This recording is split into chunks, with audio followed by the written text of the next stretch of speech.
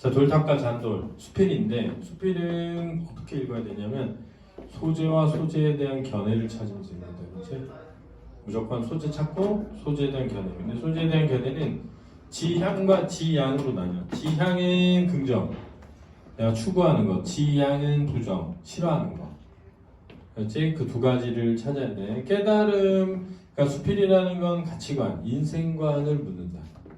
이 사람이 뭘 깨달았지? 이런 거. 뭔 가치관을 가지고 있지? 이런 거.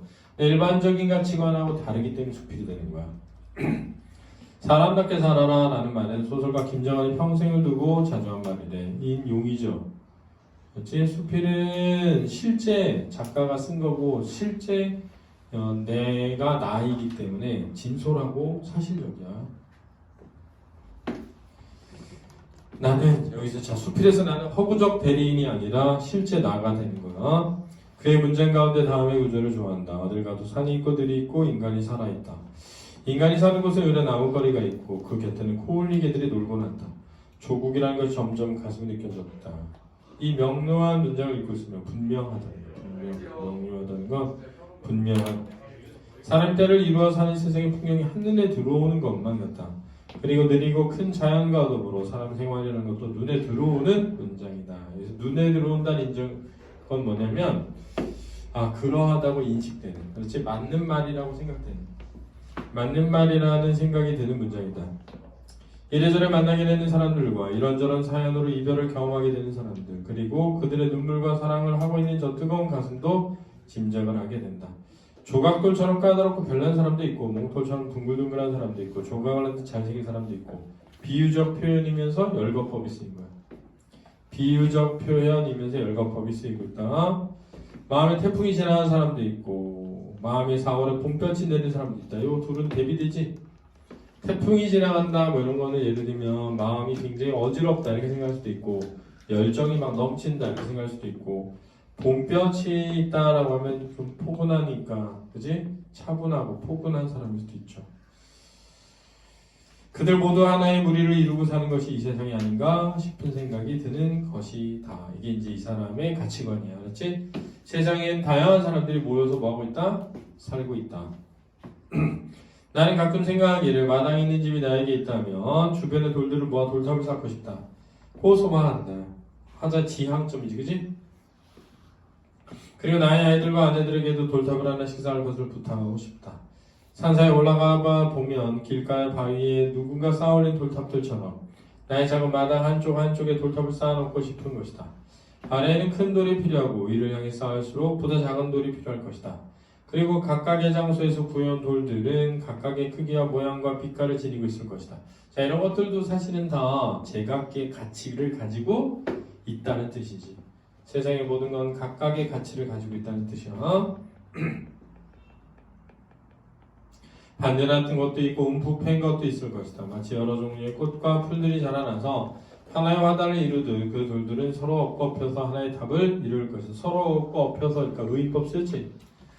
돌들이 서로 엎는다 그랬잖아. 그런데 돌탑을 쌓아본 사람은 돌탑을 쌓는 데는 잔돌이 필요하다는 것을 알 것이다.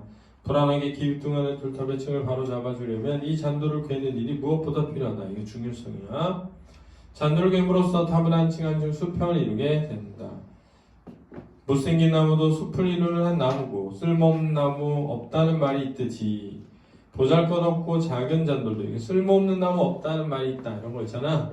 풍유법이야, 풍유법. 속담을 인용하는 거야. 보잘것없고 작은 잔돌이라도 탑을 올리는데 꼭 필요하다. 돌탑을 쌓아 올리면서 배우는 것 가운데 하나는 이 잔돌의 소중함을 아는 일이다. 자, 그러면 소재는 잔돌이죠. 소재에 대한 견해는 뭐야? 잔돌은 소중하다. 알았지?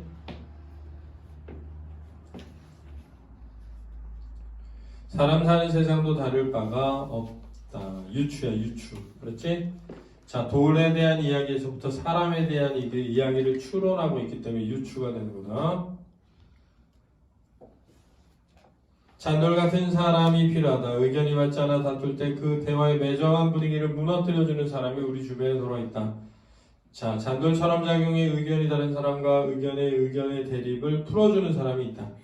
이런 부드러운 개입의 고마움을 우리는 간혹 잊고 사는 것이 아닐까 싶다. 그래서 서로 다른 의견을 서로 이어주면서, 그지? 이해하도록 만들어주는 잔돌 같은 사람을 필요로 한다라는 거죠. 중요하다는 거야.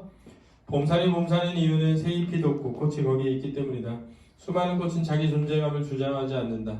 그냥 스스로의 생명력으로 피어나 봄산의 아름다움을 이룬다. 이것도 인법이고요.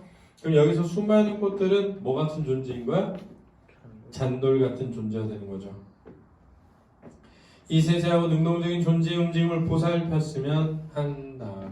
누가? 우리가. 그랬지 않았지? 우리가. 돌탑에 다시 비유하자면 잔돌과 같은 그 무엇이기 때문이다. 잔돌과 같은 그 무엇이라는 거야? 돌탑을 지탱하고 무너지지 않도록 해주는 것이죠. 돌탑이 무너지지 않도록 하는 것이 뭐의 역할이야? 잔돌의 역할이듯이 우리 사회에도 그러한 잔돌의 역할을 하는 사람들을 뭐하게 여겨야 한다? 소중하게 여겨야 한다라는 뜻이 되겠다. 이해되니? 응? 됐죠? 자, 그러면 다음 걸로 해볼게요.